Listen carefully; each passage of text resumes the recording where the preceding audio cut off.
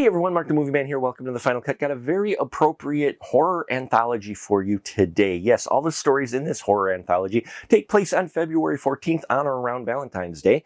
And we are looking at The Midnight Peepshow. Yes, we get a wraparound story where we're introduced to Graham, played wonderfully by Richard Cotton, who is this drunk guy who was supposed to be at this convention. Didn't happen. He's an investor, and something happened with his wife that's kind of driven him to drink. And so he's drifting around town, and suddenly he turns down an alley and finds this mysterious place called The Midnight Peepshow. Well, it's kind of pulled him in with the promise of being a little salacious, and he meets the madam, who doesn't say a word, who looks very creepy. And most people would have turned away, but not him. He pays his money and goes into his first room and meets the entertainer through a little peephole. Well, instead of her entertaining him with a dance, she instead entertains him with a story of how she's gotten there, and it kind of freaks him out. And so as he goes from room to room, he sees the stories of the entertainers and realizes that the reason they're there may hit a little close to home for him.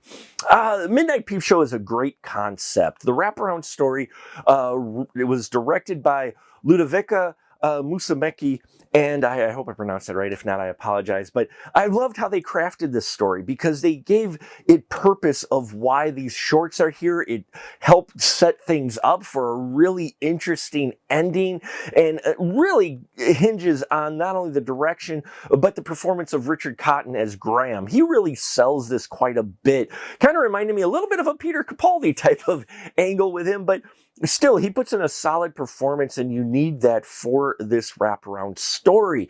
The production value is high for all of these shorts, for everything in this film. It is very high. The audio is solid. Special effects, either gore or CGI, look really good. And yeah, the production value is very impressive for a film like this. Now, one of the first stories we get is called Personal Space. It was directed by Ariel Anthony Hayles.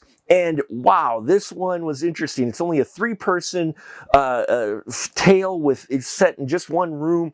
And we get this couple who are on the outs. We get Alice and David. Alice is played by Rosen Brown, and David's played by David Wayman. And I love the dynamic between them. You felt like they were in trouble. You felt like this was a couple that was having some issues. And then they get a home invader played by Ocean Harris.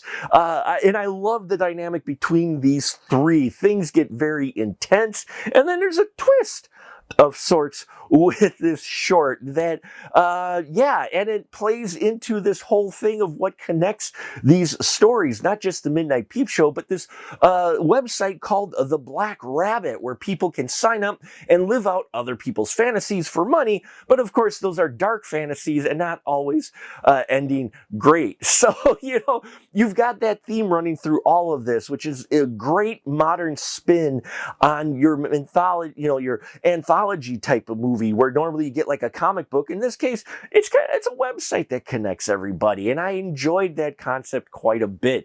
And I'm sure it's no coincidence that in the first story that you get with this, the first name of the female lead is Alice. So there's a little bit there. Then the second story we get is Fuck, Marry, Kill, which, if you're familiar with that, is based off of the game where people pick those three letters. They pick three names and words, and they pick the three people, and they associate each one of those people with one of those three words. Well, in this case, it's in real time with real people with dire lives on the line here. Kind of an a la Saw approach with this.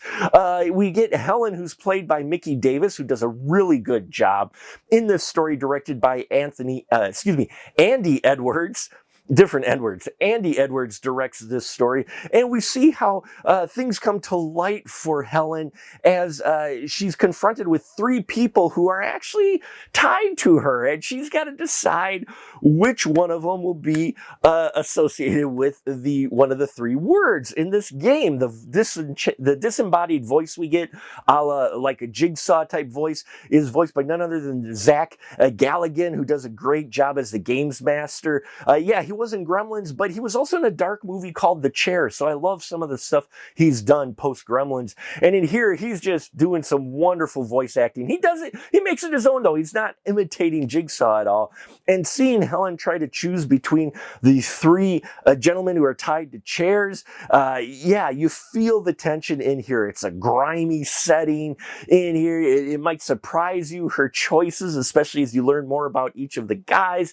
And yeah, the guys are all played wonderfully. Liam is played by Jack Fairbank. Maxwell is played by Jamie Bacon. And Chester is played by Derek Nelson. And all three of these gentlemen do fantastic in selling their fear as they realize that they need to fall into one of these three categories. And then the final one, The Black Rabbit, which was directed by Jake West, is the story of how we got Graham to be where he was at. And that was a really fascinating tale because the Black Rabbit, again, we get backstory of more of what the Black Rabbit was, which is hinted at the other two shorts, but then we get more about Graham and his wife Isabel, who's played wonderfully by Sarah Diamond, and she really sells this. You feel like they're a married couple, but her performance in here just is wonderful, watching her character change as the story goes on and as the stakes get higher.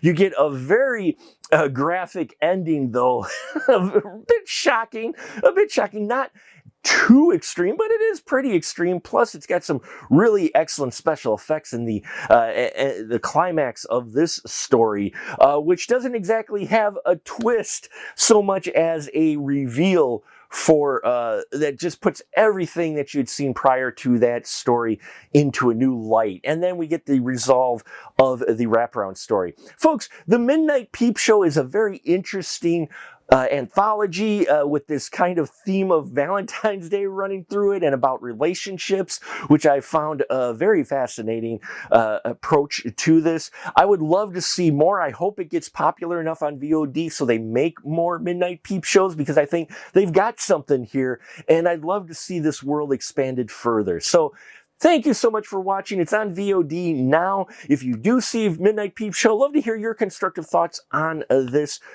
film. Please check out our Patreon, as well as like, subscribe, and all the bells and whistles here so you don't miss any of the content we post. We're trying to get to 3K or more before the end of 2024. Can only do that with your help. So thank you very much. Until next time, remember, keep that ticket stub.